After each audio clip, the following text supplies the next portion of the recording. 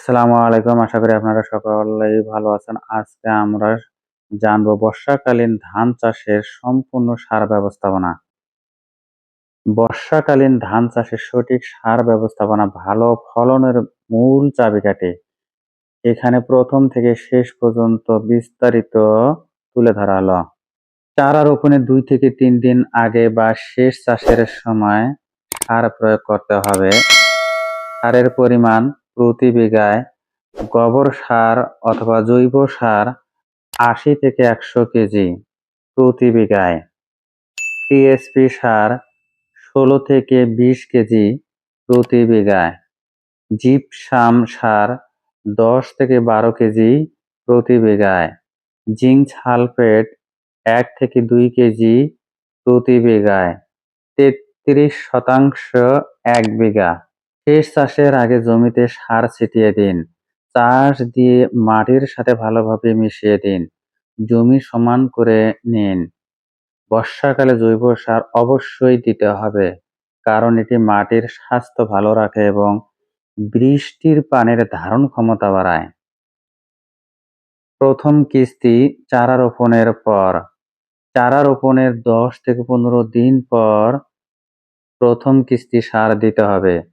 সারের পরিমাণ প্রতি বিঘায় ৩৩% ইউরিয়া সার ৮ থেকে ১০ কেজি, এমওপি সার বা পটাশ সার ৬ থেকে ৮ কেজি প্রতি ৩৩% জমিতে। বিকেলে সার প্রয়োগ করুন। জমিতে হাঁটু পানি রাখুন। সমানভাবে ছিটিয়ে দিন। সার দেওয়ার আগে আগাছা পরিষ্কার করুন। বৃষ্টির পূর্বাভাস দেখে সার দিবেন না।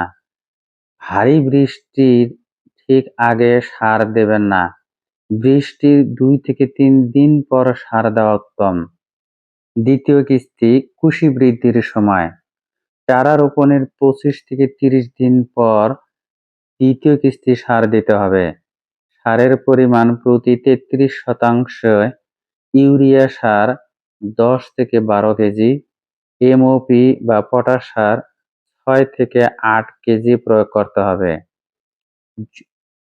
জমিতে পর্যাপ্ত পানি নিশ্চিত করুন। সমানভাবে ছিটিয়ে দিন। বৃষ্টি না হলে হালকা সেচ দিয়ে দিন। গাছের পাতা হলুদ হলে সার দ্রুত দিন। কুশি ভালো হচ্ছে কিনা পর্যবেক্ষণ করুন। প্রয়োজনে ইউরিয়ার পরিমাণ ২ থেকে ৩ কেজি বাড়াতে পারেন।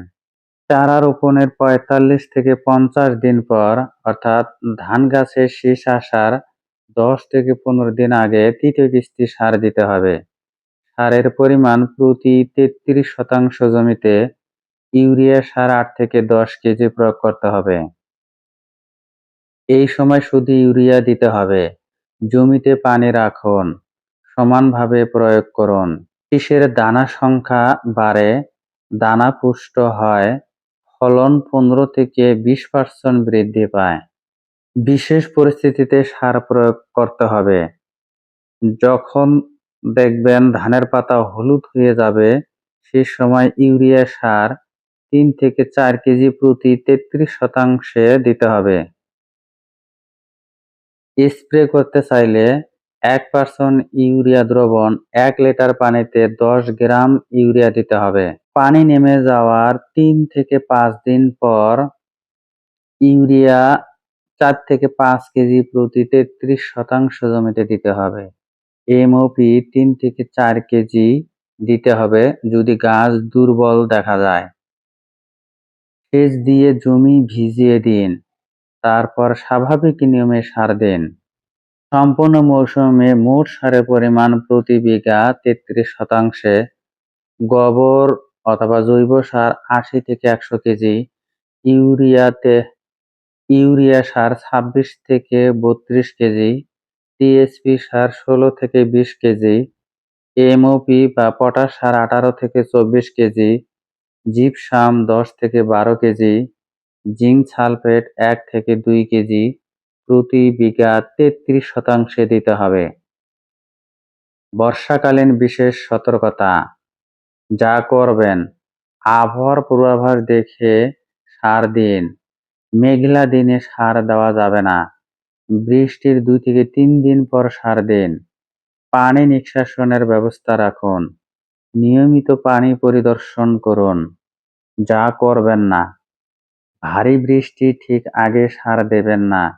জলাবদ্ধ জমিতে সার দেবেন না। দুপুরের প্রখর রোদে সার দেবেন না।